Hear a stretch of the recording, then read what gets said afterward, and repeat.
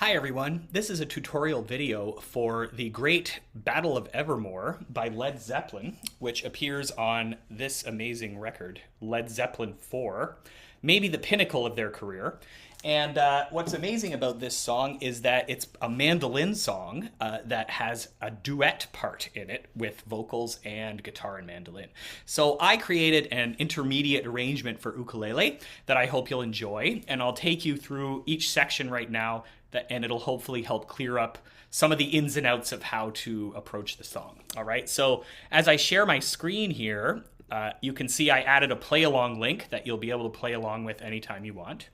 And the intro is the first thing we need to talk about. The thing that I love about this song is that it's in the key of A minor, but as we know, dominant 7 chords can replace any chord anywhere, anytime. And the intro can be played using A minor 7.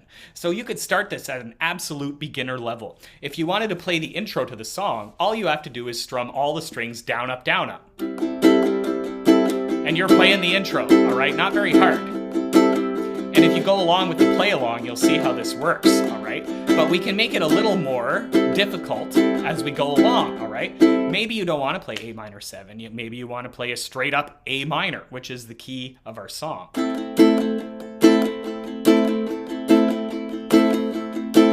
And notice I'm just down, up, down, up, down, up, down, up. And the down is a little more pronounced. Down, up, down, up, down, up, down, up, down, up, down, up. Now, we can actually add our third finger or our fourth finger to the third fret of the A string to add a C, the note of C accent to this A minor. So same thing, down, up, down, up. Sounds a little more Celtic already, all right? A little more mystical, if you will. Now, you could play this with a strum, or you could finger pick it. And I'm just playing G, E, A, G, E, A, E, G, E, A, E. There's not really a wrong way to do it. In fact, the real intro just goes G, E, A, G, E.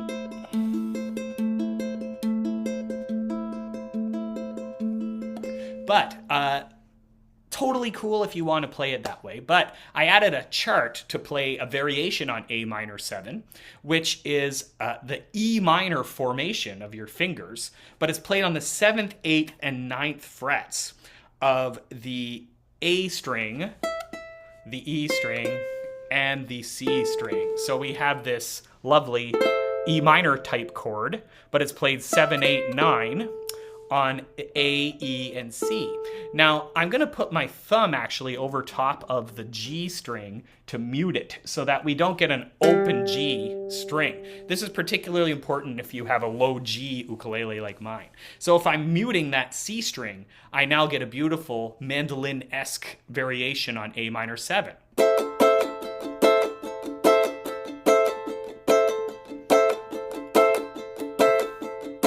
Pretty neat. Also finger picked. I'm just going C, E, A, A.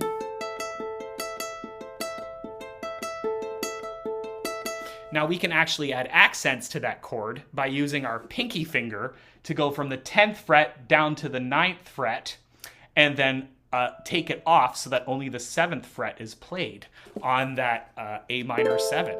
And you can sort of take in and take out those variations anytime you want.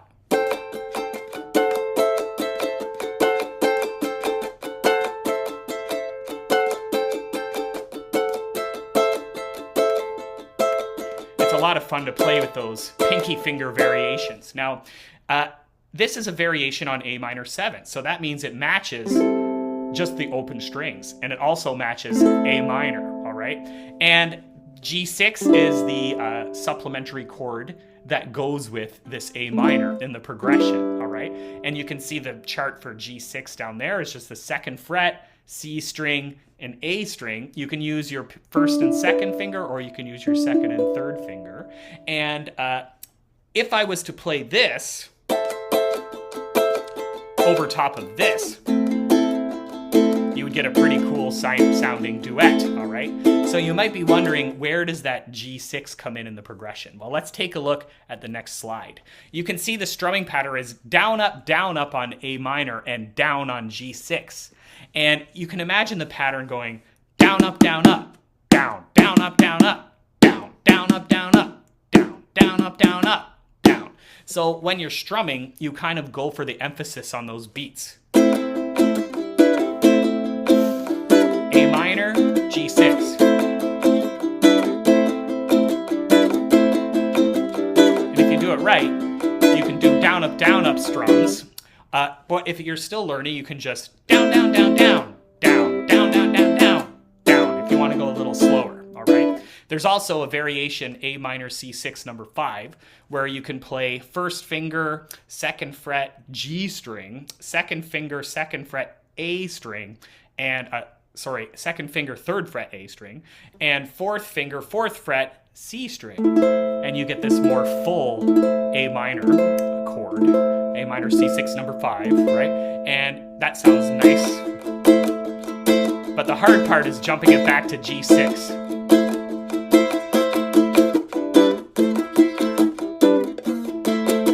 It's a bit of a handful, but if you practice, it gets a little easier as you go along. Again, totally optional.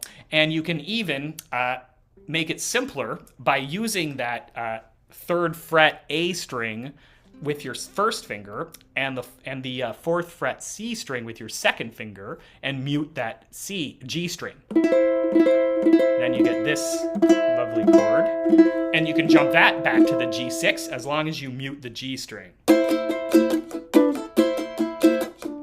Sounds a little more mandolin-y. All right. Play around with it, and that's what's fun. Now, during the bridge, you have the D bar chord, which involves putting your fourth finger on the fifth fret of the A string while you bar all the way across the second fret with your first finger. Now, it makes it sound a lot more full, but you can substitute it for a regular D chord. Same diff, all right? Maybe you want to add a couple suspended chords to that. Third fret, third finger, E string, that's D suspended second, then you take it off for D suspended fourth, right? You can add that anywhere. Or you can just play the barred version of D all the way through. And look for those variations, all right? When we get to the chorus, we switch to island strum. D, C, D, G7, straight up regular positioning on those chords. And you kind of get this down, down, up, down, up, down, down, up. It changes up the rhythm a little bit from your regular Anyway, I can't really explain it all to you without playing a playthrough. So I'm going to play through the whole song here so you get a feeling for how the rhythm works with the new chords, all right? And you can use it as a play along at home. So I hope you enjoy it. I'm going to start with the intro, and then I'm going to jump into the verse. So we started with that A minor 7 variation that looks like this. We have 7, 8, 9 on the A string, E string, and C string, muting the G string. Here I go. Battle of Evermore, Led Zeppelin.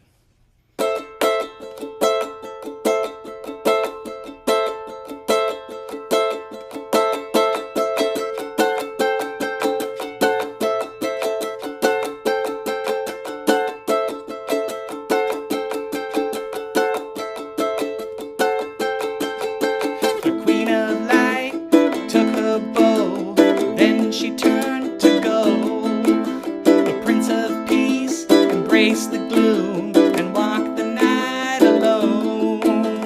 Oh, dance in the dark at night, sing to the morning light. The dark Lord rides in force tonight, and time will tell us all. Oh, throw down your plow and hoe, rest not to lock your home. Side by side, we wait the might of the darkest of them all.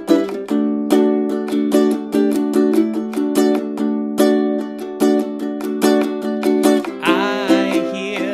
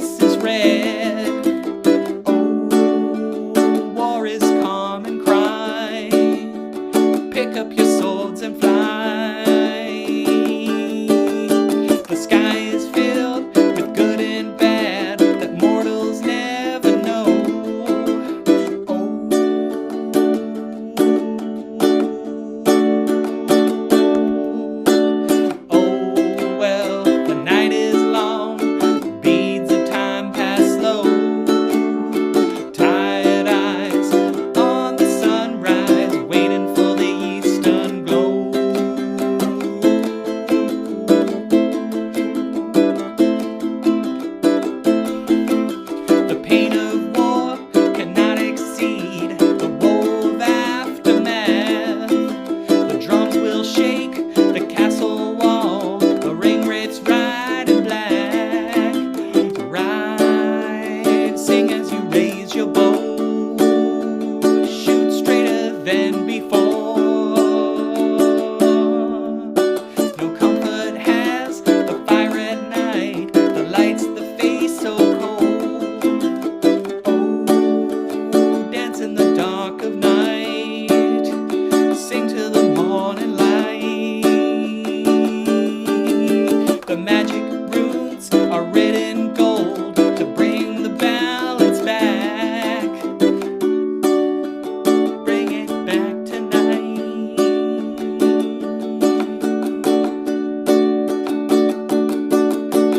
Bring it back, bring it back, bring it back, bring it back, bring it back, bring it back, bring it back, bring it back. Oh, now, now, now, now. Oh,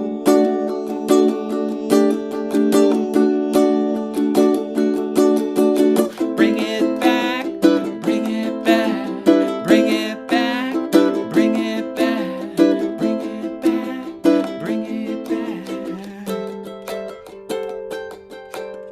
Bring it back, bring it back, bring it back, bring it back. So that is the playthrough for Battle of Evermore by Led Zeppelin. An awesome, awesome song to practice up on and get used to some different strumming patterns and some variations and some alternate voicings and some dominant 7 chords. It's pretty much got it all. So I really hope you enjoy practicing it.